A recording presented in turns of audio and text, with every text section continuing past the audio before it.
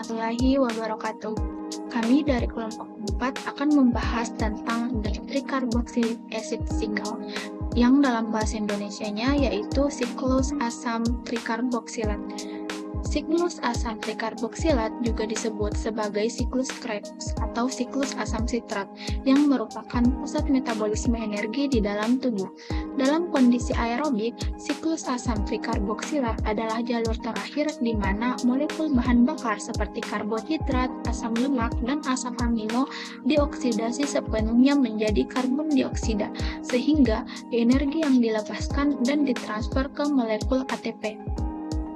Siklus asam tricarboksilat juga dapat diartikan sebagai serangkaian reaksi kimia yang terjadi dalam sel untuk menghasilkan energi.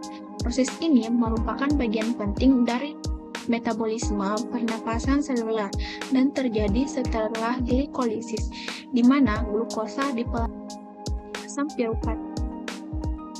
Selanjutnya saya akan menjelaskan mengenai fungsi tricarboxylic acid cycle atau siklus asam tricarboksilat, di mana siklus ini berfungsi sebagai jalur utama untuk mengoksidasi karbohidrat, lemak, dan protein sehingga menghasilkan energi yang diperlukan oleh sel dalam bentuk ATP atau adenosin trifosfat, serta menghasilkan berbagai prekursor penting untuk biosintesis senyawa organik. Nah, tahapan pertama ada asetil-CoA menambahkan 2 karbon ke oksaloasetat untuk memulai siklus. Kedua, isomerisasi terjadi dalam menghilangkan H2O dan kemudian menambahkannya kembali. 3. Sebuah CO2 hilang dan NADH diproduksi. 4. Satu CO2 lainnya hilang dan NADH lainnya diproduksi. 5. Fosforilasi tingkat substrat. 6. FAD+ direduksi untuk membentuk FADH2. 7. Tambahkan H2O melintasi ikatan rangkap. 8. NADH ketiga yang diproduksi dalam siklus TCA 1 FADH2 dan 1 DADH yang dihasilkan dalam konversi piruvat menjadi asetil CoA. Siklus asam tricarboksilat atau siklus Krebs memiliki 8 tahapan utama. Pertama, padatan pertama asetil CoA merupakan hasil dari dekarboksilat oksidatif dan memiliki 2 atom karbon yang akan mengalami kondensasi bersama oksaloasetat yang memiliki 4 atom karbon sehingga akan membentuk ikatan senyawa berkarbon 6 yang disebut sitrat. Nah, pada saat pembentukan sitrat, koenzim A akan dilepaskan. Tahapan ini dibantu oleh enzim yang disebut sitrat sintase. Yang kedua, sitrat akan diubah menjadi isositrat yang memiliki karbon 6 karena reaksi yang terjadi hanya isomerasi.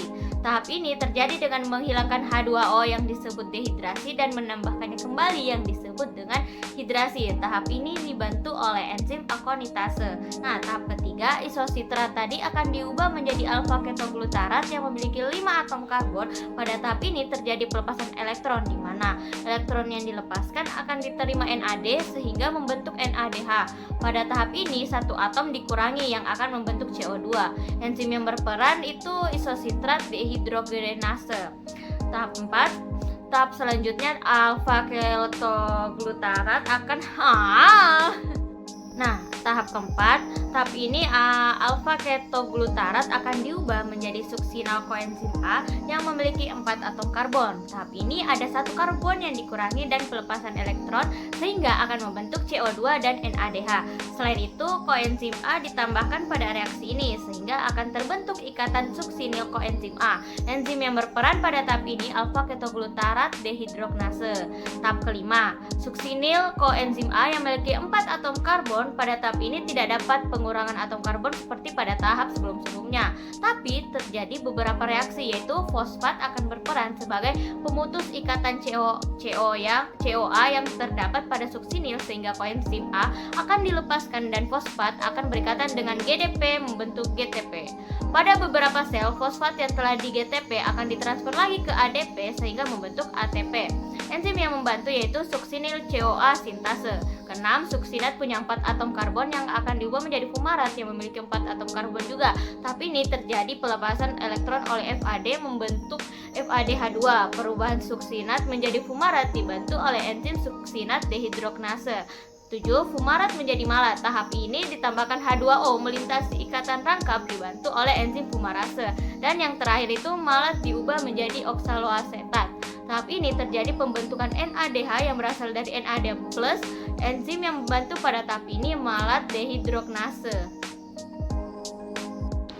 Selanjutnya saya akan menjelaskan gambar mengenai pembentukan oksaloasetat dari pirufat dan CO2, di mana pada gambar ini menjelaskan bagaimana oksaloasetat terbentuk dari pirufat dan CO2 dalam sel. Proses ini tentunya penting untuk menjaga siklus asam sitrat atau siklus TCA tetap berjalan. Berikut saya akan menjelaskan secara singkat dan tentunya mudah dipahami mengenai gambar tersebut. Yang pertama yaitu pirufat, di mana pirufat ini adalah hasil dari pemecahan glukosa melalui proses glikolisis. Selanjutnya ada pirufat karboksilase, di mana ini adalah enzim yang mengubah pirufat menjadi oksaloasetat. Selanjutnya, untuk melakukan perubahan ini, enzim membutuhkan CO2 dan energi yang berasal dari ATP. ATP ini akan melepaskan energinya menghasilkan ADP dan fosfat anorganik atau PI dan membantu proses perubahan pirufat menjadi oksaloasetat. Selanjutnya, oksaloasetat yang terbentuk sangat penting untuk siklus TCA. Jika oksaloasetat habis, siklus TCA tentu tidak bisa berjalan sehingga energi untuk sel tidak dapat diproduksi dengan baik. Jadi, secara sederhana, proses ini memastikan bahwa tubuh selalu memiliki oksaloasetat yang cukup untuk menjaga siklus TCA tetap berfungsi dan menghasilkan energi yang dibutuhkan sel. Nah, baik, di sini saya akan menjelaskan proses angkutan gliserol trifosfat yang melalui beberapa tahap. Nah, yang pertama itu ada NADH di sitosol. Nah, ketika sel melakukan glikolisis atau proses pemecahan glukosa yang ada di sitosol, salah satu hasilnya itu adalah NADH yang merupakan pembawa elektron. Nah, NADH ini tidak bisa langsung masuk ke mitokondria. Jadi, elektron dari NADH perlu dipindahkan melalui beberapa mekanisme tertentu. Nah, selanjutnya ada pembentukan gliserol trifosfat. NADH di sitosol melepaskan elektron atau mengalami oksidasi dan berubah menjadi NAD. Nah, elektron yang dilepaskan oleh NADH digunakan untuk mengubah dihidroksiaseton fosfat atau DHAP menjadi gliserol trifosfat melalui beberapa enzim. Nah, selanjutnya itu ada masuknya gliserol trifosfat ke mitokondria. Setelah gliserol trifosfat terbentuk, ia masuk ke mitokondria dan bertemu beberapa enzim lain yang masuk berada di membran dalam mitokondria. Nah, selanjutnya ada pembentukan FADH2 di mitokondria. Nah, di dalam mitokondria ini, gliserol trifosfat diubah kembali menjadi dihidroksiaseton fosfat. Dalam proses ini, elektron yang berasal dari NADH tadi dipindahkan ke FAD yang kemudian diubah menjadi FADH2. Nah, FADH2 ini adalah molekul yang membawa elektron yang akan digunakan menjadi rantai transport elektron. Nah, selanjutnya itu ada rantai transport elektron. FADH2 ini yang berada di mitokondria kemudian melepaskan elektronnya ke rantai transport elektron yang berfungsi untuk menghasilkan ATP, sumber utama dari energi sel. Nah, ATP ini penting untuk berbagai proses yang ada di dalam sel seperti pergerakan, pembelahan sel, dan lain-lainnya. Nah, setelah melalui proses itu, kemudian kembali ke sitosol.